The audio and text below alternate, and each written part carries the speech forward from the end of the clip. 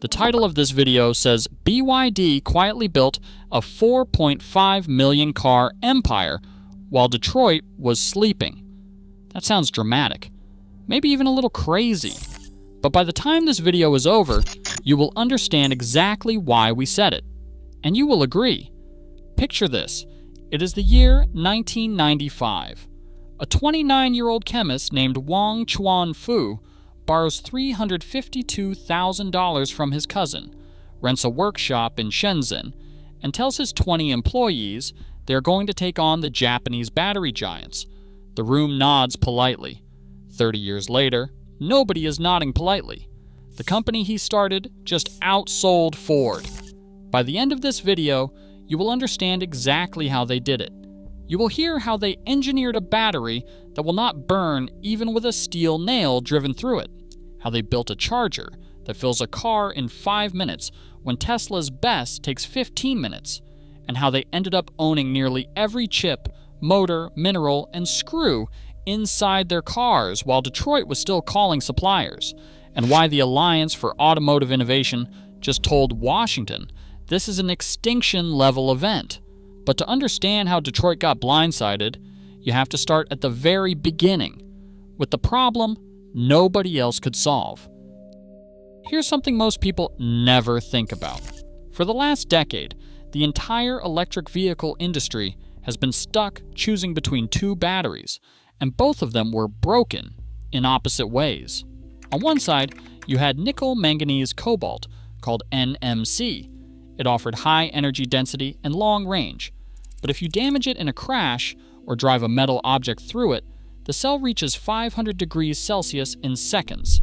It does not just catch fire, it vents flame like a torch. That is why every major electric vehicle recall over the last decade, including the Chevy Bolt, the Hyundai Kona, and the Ford Mustang Mach-E, traces back to NMC thermal runaway.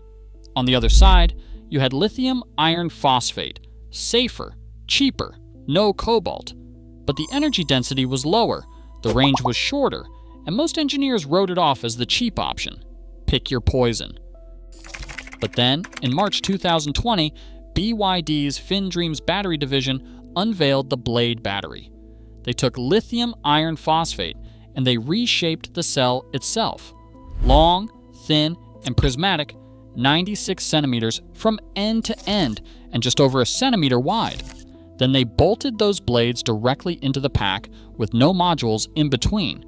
They called it cell to pack. And then they did something the industry had never seen. They drove a steel nail straight through the cell on camera. The NMC control sample exploded into flames. Its surface temperature exceeded 500 degrees Celsius. A standard LFP cell reached 200 to 400 degrees Celsius, hot enough to ignite anything nearby. The blade stayed at 30 to 60 degrees Celsius, cool enough to touch with your hand. Then they crushed it. They bent it. They heated it to 300 degrees Celsius in an industrial oven. They overloaded it by 260%. No fire, no explosion. By April 2021, every pure electric BYD model was running on it as standard. But the Blade battery was just the foundation. Once BYD had a battery that would not catch fire and that did not need expensive cobalt, they used it to do something nobody thought was physically possible. They made an electric car charge as fast as a gasoline car refuels. That is the part keeping Tesla engineers up at night. This is just the beginning of why Detroit is scrambling. Charging speed has been the one wall Western automakers could not break through. Tesla's supercharger network, the gold standard of fast charging in the West, peaks at 500 kilowatts. America's single most powerful public charger, the Gravity Station in New York City, also tops out at 500 kilowatts. On a good day, a Tesla on a V4 supercharger gains around 275 kilometers of range in 15 minutes. Enough to keep going. But not magic. But then, on March 17th, 2025, Wang Chuanfu walked on stage in Shenzhen and unveiled the Super E platform, 1,000 volts, 1,000 amps, 1 full megawatt of charging power, twice as fast as anything Tesla has ever built. And then he gave the number that landed in every engineering room from Detroit to Stuttgart that week. 400 kilometers of range in 5 minutes. 2 kilometers of range added every single second the cable is plugged in. Here is what that actually required. The flash charging blade battery has 50% less internal resistance than the original. The motor inside the car spins at 30,000 RPM, a world record for a mass-produced electric motor, and roughly the speed of a small jet engine compressor. The charging cable carries so much current that current GBT connectors cannot physically handle it on a single plug, so BYD redesigned the system to run 2 plugs in parallel. And here's the part that should make every Western executive uncomfortable. BYD did not announce a prototype.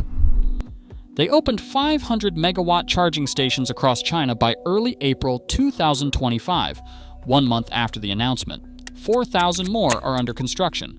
So while America's most powerful charger still tops out at 500 kilowatts, BYD's charging stations push 1,360 kilowatts. And that would be remarkable enough on its own.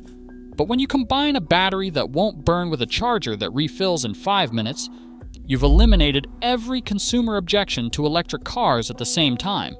Which is why the real reason every executive in Detroit is paying attention isn't the battery or the charger. It's what those 2 innovations make possible when they live inside a company that owns everything. While Detroit was buying parts, BYD was building factories. Here's how complete the integration is. BYD makes roughly 75% of every component inside its vehicles in-house. Its own batteries through FinDreams Battery. Its own semiconductors through BYD Semiconductor, now the largest domestic automotive IGBT chip supplier in China.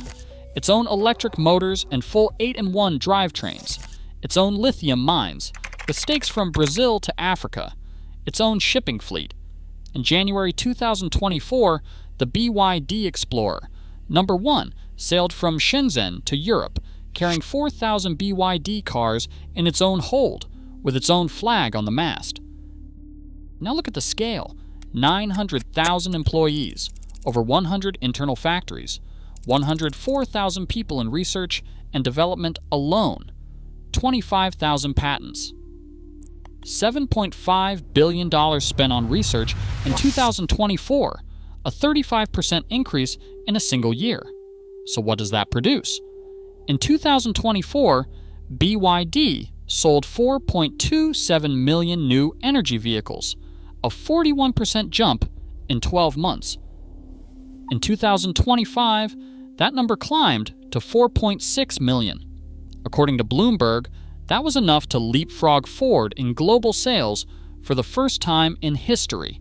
Ford closed 2025 with a net loss of $8.18 billion. Its electric vehicle division alone lost $4.8 billion. BYD's revenue that same year was $107 billion, up 29%. And here is the Detroit reaction. The Alliance for Automotive Innovation, the lobby representing Ford, GM, and Toyota, wrote a letter to Washington describing the Chinese electric vehicle threat as an extinction-level event. Ford chief executive Jim Farley confirmed his daily driver in 2024 was a Xiaomi SU7. On Fox News, he said directly, "If we lose this, we do not have a future at Ford." In January 2026, the United States finalized a 100% tariff on every Chinese electric vehicle. So what does all of this actually mean? Not just for BYD, but for every automaker on the planet. What BYD just proved is that the entire 20th century model of how to build a car company, outsource the hard parts, license the chemistry, and optimize for assembly, became a strategic dead end the moment electric cars became viable. They did not just build a better car, they rewrote what a car company is. When we said BYD built a 4.5 million car empire while Detroit was sleeping, we meant it. Now you understand why we said it, and you understand why a chairman who started with a $352,000 loan from his cousin just turned an American century upside down. Here is the question we want you to answer in the comments below. Do you think Detroit can catch up, or is it already too late? Drop your answer below. If you made it this far, hit subscribe and ring the notification bell. The next few years are going to move incredibly fast.